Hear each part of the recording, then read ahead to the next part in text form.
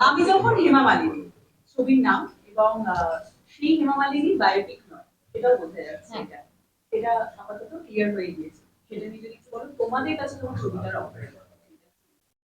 আমার মনে হয় আমি যখন হেমা মালিনীর নাম ভূমিকায় ওনার আগে বলা উচিত। আমি আমি যখন হেমা মালিনীর নাম ভূমিকায় আমি অভিনয় করেছি, হেমা মালিনীর রোলটাই বলা যেতে পারে, আমি কপি করছি, তার অনুকরণ করেছি, যে হেমা মালিনীর মতো সাজগোজ করেছি, তার মতো জীবনযাত্রা, তার মতো অ্যাকশন, তার মতো অ্যাক্টিভিটি, আর তার মতো ড্রিম, চিন্তা ভাবনা যে আমিও তার মতো হতে পারি।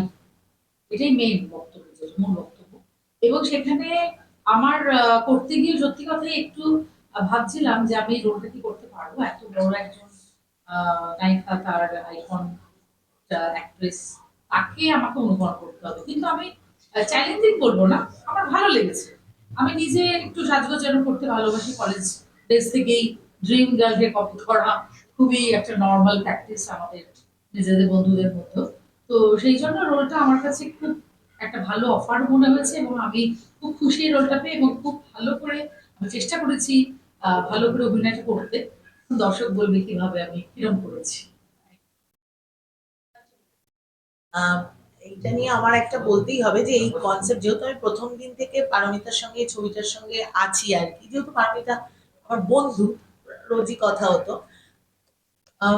পাপিয়া পারমিতাকে একটা কথা বলতো যে আমার না অভিনয় করার ইচ্ছে আছে, কিন্তু পারমিতা তো করো, দেখো অভিনয় করার জন্য তো নির্দিষ্ট কোনো বয়স, চেহারা, সময়, এটার তো কোনো দরকার নেই। অভিনয় করার জন্য একটা প্যাশন দরকার, আর অবভিয়াসলি ক্রাফটটাকে জানা দরকার, আর ক্রাফটটা সম্পর্কে প্রত্যেকদিন আপডেটেশন দরকার। তো তখনও মজা করে বলতো, হ্যাঁ আমি একটু আধটু অভিনয় করবো, আমি তো আর হেমা মালিনী হবো না, মানে যেটা আমরা সাধারণত বলি আর কি, একটা কলকিয়াল একটা উদাহরণ দিই। তখন সেইটা থেকে পারমিতার এই কনসেপ্টটা মাথায় আসে যে এরকম একজন মহিলার কথা কি আমরা বলতে পারি, যে মহিলা নিজেকে হেমা মালিনীর মতন ভাবে। অ্যাকচুয়ালি হেমা মালিনী তো কিছুই নয়, দেখো হেমা মালিনীর সৌন্দর্যের প্রতীক। আমরা সবাই একটা পারফেকশন চাই, একটা লাইফটা ঘিরে গ্ল্যামার থাকবে, সৌন্দর্য থাকবে, পারফেকশন থাকবে, একটা ধর্মেন্দ্র হেমা মালিনী কোট আনকোট একটা ট্রু লাভ স্টোরি থাকবে। অ্যাকচুয়ালি আমরা প্রত্যেকেই বোধহয় আমাদের প্রত্যেকেই, আমি যখন হেমা মালিনীর চরিত্রগুলো এইটার পেছনেই ছুটছি, ছুটতে ছুটতে এই জার্নিটা নিয়েই বোধহয় আমাদের গল্পটা, তাই তো? একদমই তাই, একদমই তাই। এখানে ডেফিনেটলি সবাই জেনে গেছে এখন যে এটা বায়োপিক নয়। আর হেমা মালিনীর বায়োপিক হলেই কেমন হতো আমি জানি না। আমি একবার হেমা মালিনীর সঙ্গে আমার দেখা হয়েছিল লাইফ অফ পাই, একটা প্রিমিয়ার বম্বেতে হয়েছিল। ওনাকে দেখে ভীষণ প্র্যাকটিক্যাল, অপূর্ব সুন্দরী, কিন্তু ভীষণ প্র্যাকটিক্যাল লেগেছিল। মানে মনে হচ্ছিল উনি তদারকি করতেন, না ওটা ওখানে সাউথ ইন্ডিয়ান মহিলা যেরকম ভাবে খুব প্র্যাকটিক্যালি তদারকি করেন ওই বয়সে।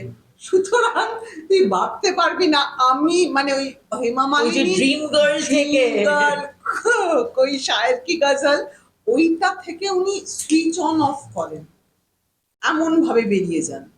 এইটা যারা ওনার সাথে কাজ করেছে তারা জানে। আমি একবার দুবার দেখেছি, দেখে আমার এটাই মনে হয়েছিল। আর আমার এখানে আমি যখন হেমা মালিনী ছবিতে, ধর্মেন্দ্র আছে, হেমা মালিনীও আছে, তাহলে আমি কি করছি মাঝখানে?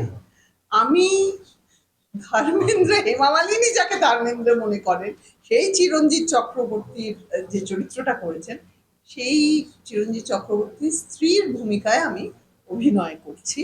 এবং সেই মহিলার নাম হচ্ছে নন্দিনী। নন্দিনী আমাকে পিছু ছাড়ে না, 25 বছর ধরে নন্দিনী।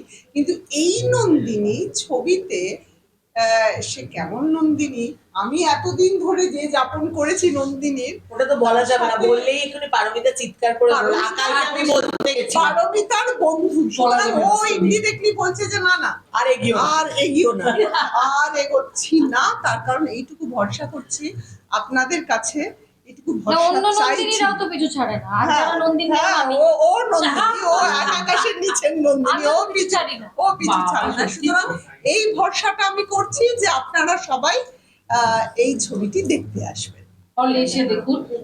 ওইটা দিয়েই শুরু করবো, যেহেতু বায়োপিক নয়, এটা সব থেকে গুরুত্বপূর্ণ বিষয়। সেহেতু প্রত্যেকটি নারীর মধ্যেই আমি যখন হেমা মালিনী হতে পারে, আমি যখন মাধুরী দীক্ষিত হতে পারে, আমি যখন রেখা হতে পারে, প্রত্যেকটি নারীর মধ্যেই আমি যখন এরকম একটা স্বপ্ন থাকে, সেই সব নারীদের গল্প এটা। কাজী থিয়েটারে এসে দেখতে হবে, নিজেকে দেখতে পাওয়া যাবে, নিজেকে খুঁজে পাওয়া যাবে। আমি একটি আইটেম সং করেছি, সেটা আর আমি এইটুকু বলবো যে আমি মাঝখানে দেবলীনাকে কেটে বলেছি, আমি যদি পুরুষ হতাম আমি দেবলীনাকে এই ছবির পরই আর প্রপোজ করতাম না। দেবলীনাকে অপূর্ব গ্ল্যামারাস লেগেছে, মানে এটা আমি বারবার পারমিতাকে এটা আমিও বলেছি, বলতে গেছি। কারণ পারমিতা আমাকে বলেছে হ্যাঁ ও তো কিছুই আমার কথা শুনছিল না, সাজগোজটা তো নিজের মতো ওই করেছে, ঝগড়াটা আমি মনে মনে বলেছি ভালো হয়েছে, তাতে তুই নিজের মতো fantastic, আর অপূর্ব এখানে লাগে। এখানে চিরঞ্জিত দাকে যা লেগেছে, ছোটবেলায় প্রথম ছবি আমি করেছিলাম চিরঞ্জিতের সঙ্গে, কিন্তু এখন পুরো ক্রাশ হয়ে গেছে। only glamorous na sexy.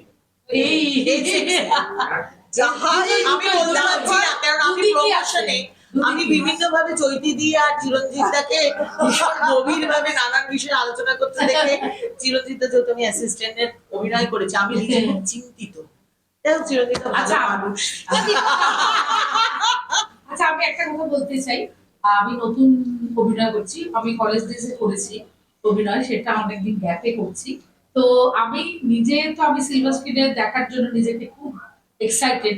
তো আমি চাই আপনারাও দেখুন যে আমি কিরকম কাজ করলাম, সেটাও আমার মনে হয় নামটা আপনাদেরকে টেনে আনতে, নামটা ক্যাচি। মানে আমি যখন হেমা মালিনী দেখতে হবে কবে, 12ই সেপ্টেম্বর আমাদের আপনাদের nearest কাছাকাছি মুভি হলে প্রেক্ষাগৃহে। সব রিলিজ করবে। কথা প্লিজ দিচ্ছে মুভি হলে আসুন, সিনেমাটা দেখুন, খুব ভালো লাগবে। পরিবার নিয়ে, বন্ধুদের নিয়ে আসবেন, সবাই খুব এনজয়